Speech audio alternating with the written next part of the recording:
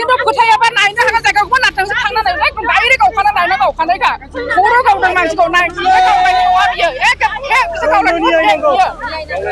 गावलायनाय नङा बियो आंनि फोथायाबा नायनो हागोन सारना नायनोबो हागोन जायगाखौ मिथि हागोन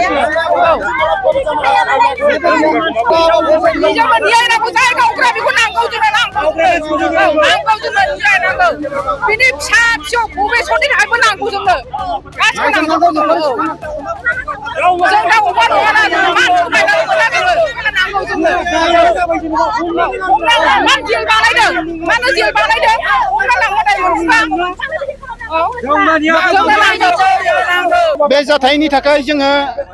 दुखु फोरमायो बे ओनसोलनि जानानै जिहेतु घटनाया आग्रायाव बे सोरमांगानि एसेल' 100 मिटारसो बिथोराव जादों घटनाया दा मानसिखौ हमनो मोनदों बिथांमोना लांनांगौमोन रेस्ट खालामनानै आयेननि बेबस्था खालामनांगौमोन खिन्थु बिथांखौ बेबायदि अन्याय भाबै गावथारना गालांबाय आरो गावथारना गालांनायनि उनावबो बिनि जेबो रिपर्ट बिसोर खालामाखै दा दिनै 24 घन्टा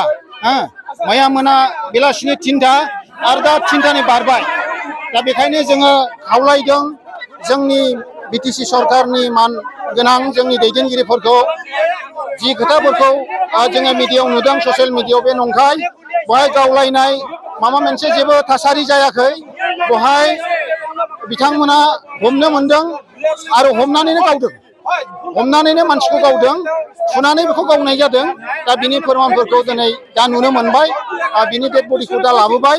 दा बेखायनो जोङो खावलायदों बे ओनसोलनि जानानै जोंनि मानगोनां बिटिसिनि दैदेनगिरिफ्रा जाहाथे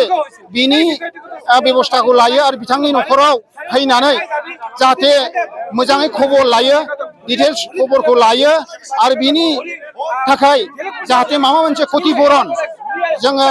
खावलायदों जाहाथे बेहा गथ' दं सासे आरो हिनजाव दं आरो न'खराव बिमा बिफा दं बेखायनो जोङो खावलायदों जोंनि सरकारा जाहाथे बिनि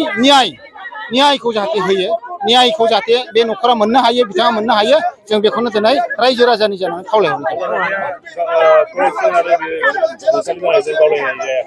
बे रखम जेबो जायाखै बेबायदि गावलायनाय जेबो गैया बिसोरनि आखायाव जेबो हाथियार गैया बिसोरो जास्ट आखायाव दंफां लायनो थाखाय सिखा रुवा लाना थांदों बेल'